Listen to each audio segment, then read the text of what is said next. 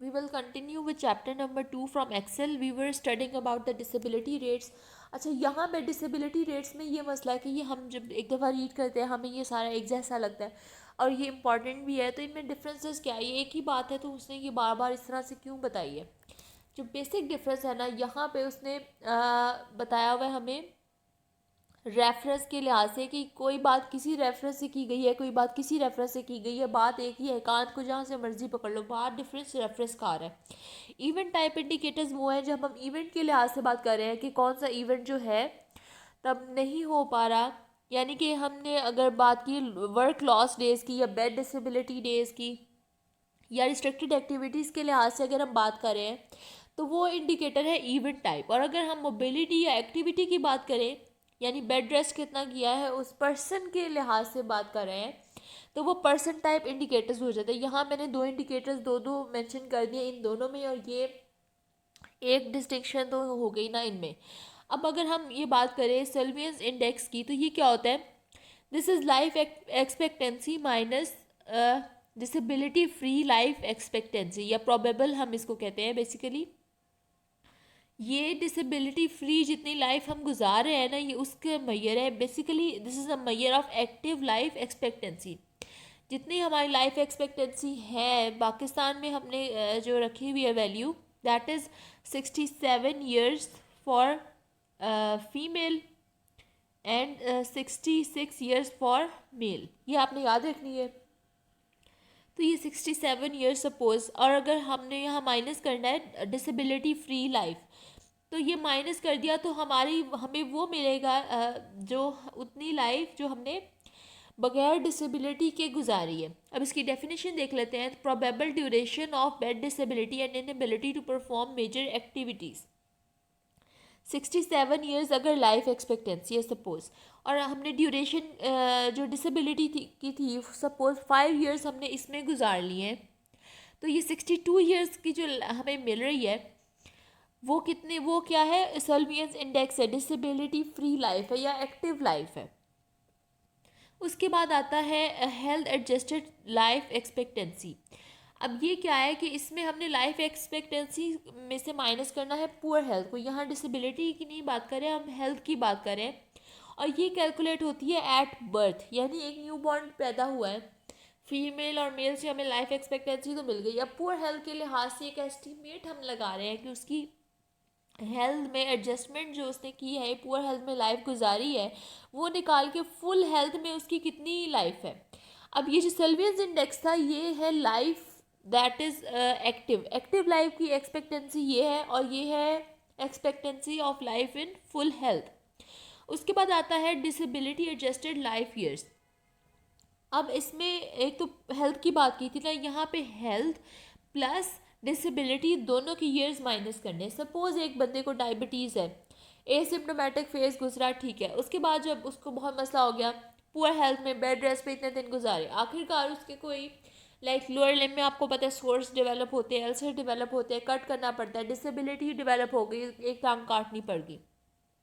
अब वो टाइम जो उसने बेड पे गुजारा बिकॉज ऑफ डायबिटीज़, और फिर उसके बाद वो टाइम डिसेबिलिटी का टाइम कोई 2-4 साल बाद आया होगा जब इतनी सवेयर हो गई होगी, तो ये वैसे जो टाइम गुजारा और ये बाद में डिसेबिलिटी होगी, तो यहाँ वो दोनों काउंट हो रहे हैं। यानी कि ये क्रॉनिक डिजीज़ में ही बेसिकली ये डेली काउंट होता है। और यहाँ पे सिर्फ हेल्थ की बात की, यहाँ डिसेबिलिटी भी ऐड हो रही है। इल हेल्थ में और डिसेबिलिटी में जो लाइफ ईयर्स हमने लॉस कर दिए उसके बाद जो ईयर्स बचते हैं वो होती है डिसेबिलिटी एडजस्टेड लाइफ ईयर्स। अच्छा, यहाँ पे एक और क्वांटिटी है mention, I don't know book में ये कहाँ लिखी है, लेकिन यहाँ पे साथ इसीलिए यहाँ पे मेंशन कर दी है क्वाली, और यहाँ पे फिजिकल क्वालिटी ऑफ लाइफ भी बेसिकली वही चीज़ है, इसको मैं अलग से बाद में भी बता देती हूँ।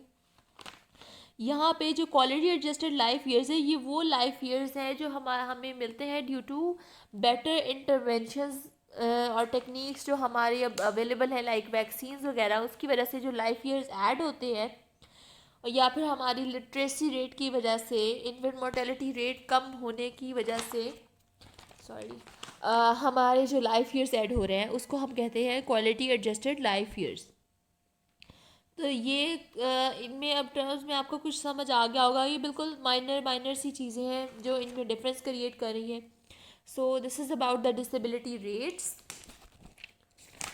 उसके बाद आता है न्यूट्रिशनल स्टेटस इंडिकेटर्स हैं कुछ, और फिर हेल्थ केयर डिलीवरी इंडिकेटर्स हैं कि कितने डॉक्टर्स अवेलेबल हैं, नर्सेज अवेलेबल हैं, यूटिलाइजेशन रेट्स की हेल्थ फैसिलिटीज़ जो हमने गवर्नमेंट ने प्रोवाइड की हैं वो कितनी यूज़ हो रही हैं। सोशल एंड मेंटल हेल्थ के इन्वायरमेंटल इंडिकेटर्स हैं, फिर हेल्थ पॉलिसी इंडिकेटर्स, ये मुख्तलिफ चीज़ें हैं। इनको आपने बस कुछ नाम है ये याद रखने हैं। डायमेंशंस ऑफ हेल्थ, अच्छा ये मैं पहले बात कर रही थी।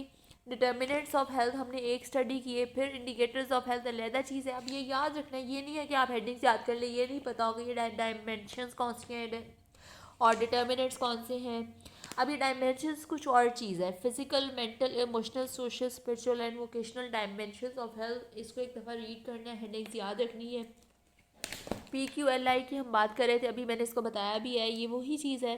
अब इसमें 3 जो इंडिकेटर्स फर्दर है ना फिज़िकल क्वालिटी ऑफ लाइफ में, वो है एक तो है इन्फेंट मॉर्टेलिटी रेट, फिर आती है लाइफ एक्सपेक्टेंसी और लिटरेसी। अब यहाँ लाइफ एक्सपेक्टेंसी है at the age of 1 year. फिर HDI एक इंडेक्स है जो अब यूज़ होता है इंस्टेड ऑफ दिस वन, ये इसी की मॉडिफाइड फॉर्म है। अब इसमें क्या है, लाइफ एक्सपेक्टेंसी एट बर्थ यहाँ पे थी 1 ईयर। उसके अच्छा एक और चीज़ यहाँ मैं बताना भूल गई, इसका स्केल होता है 0 to 100, वर्स्ट से बेस्ट तक।